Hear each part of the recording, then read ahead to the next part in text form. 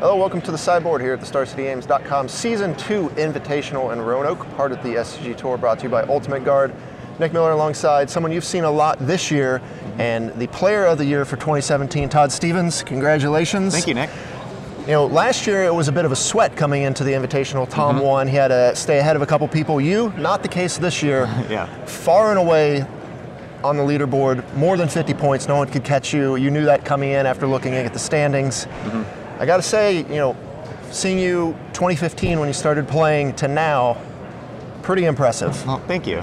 Yeah, it's really been incredible. Just like everything, definitely did not expect this much success this fast. Like last year, had 4 top 8s and like 30 opens, you know, and so like so many opens, and that's not that many top 8s, and this year twice as many. Like I just was not expecting this success this year. Yeah, 7 top 8s this year, 4 individual, I believe all modern, 3 team, all in the modern seat. That, I think we'll touch on that first. I got another thing to say after that about the modern, but that many top 8s is impressive. I don't know if Tom had that many last year. Of course, he had 3 wins. But, you know, I think it's fitting. Someone who hung out with Tom a lot, you know Tom quite well. You know, what's it like following in his footsteps, taking over, and the dominance you had this year? Yeah, because you're right, all those top 8s were modern, and so I guess I'm glad that there's so many modern events here on the SCG Tour, because that is my format. But yeah, no, Tom, I already miss him already. You know, he's going to be in town this weekend too. I'm really excited about it. But you know, he's working at Wizards of the Coast now, so he lives up in Seattle. And man, that's such a good pickup for Wizards of the Coast too. He's such a smart person. Like I learned just so much from him.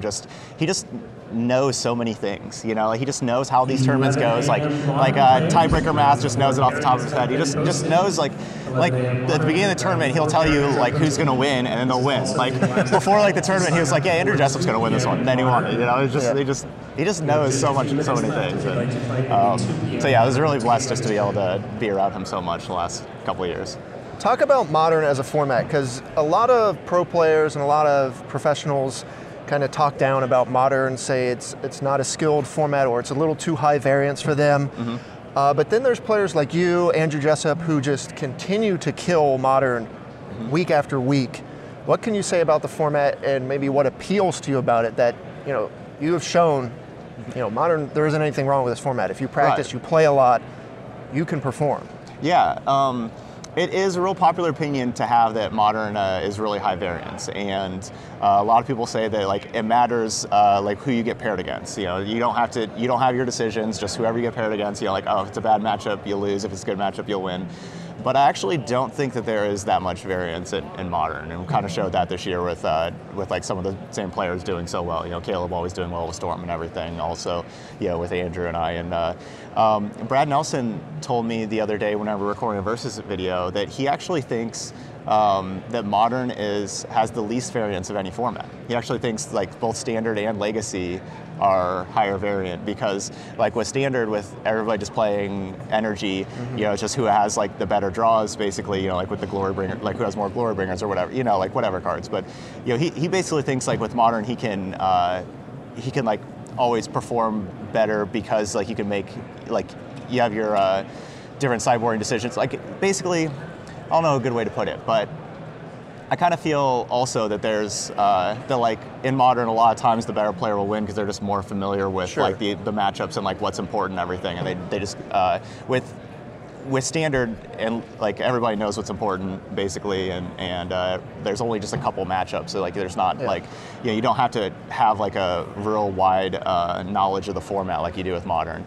And legacy, it's all about just brainstorming, like whoever's the best at that kind of stuff. Right, and we saw that throughout the year with, you know, you have your Jeskai players who are all very good, put up a ton of results. You think of Jonathan Rossum, Harlan Fear, Benjamin Nikolic, they all play Jeskai all the time, and the people who have their decks and play it a lot, they always perform. And you have a handful of decks you've played this year, but have put up results with that. We even saw Dan Musser put up back-to-back top 8s, you know, in a win.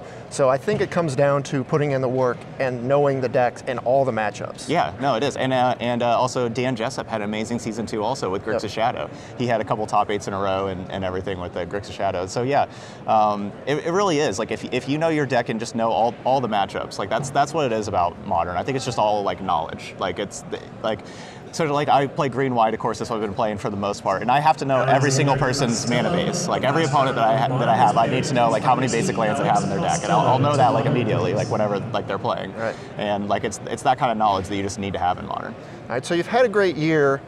You know, what would you say is the most memorable moment from 2017? You got a couple of wins. You have a bunch of top 8s. Probably. I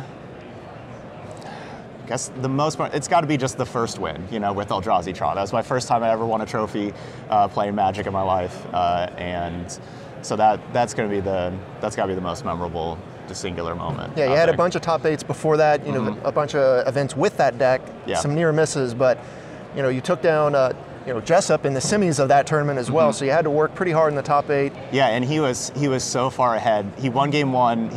My game 1 hand was really good, and his was just incredible. And so you know, he won. And then my game 2 hand was still really good, and he was so far ahead. And he made just one misplay that just really cost him the game 2. And then my game 3 hand also was incredible, and it had to be. And yeah, that was a really tough match. All right. So what are your plans for next year? So for next year, still planning on just playing on the SCG Tour here. So finished up Player of the Year 2017. I'm going to try again for 2018. I'm going to be back. May have some actual real teammates for the first time ever. So that's some news that should be coming out at some point.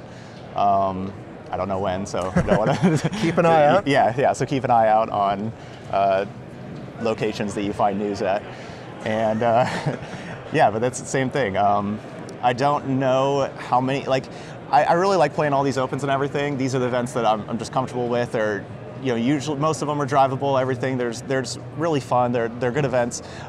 So when you play all the opens, it's really hard to play lots of Grand Prix also to qualify for a Pro Tour. I've of course never qualified for a Pro Tour in my life. I have one total pro point that I got playing Legacy.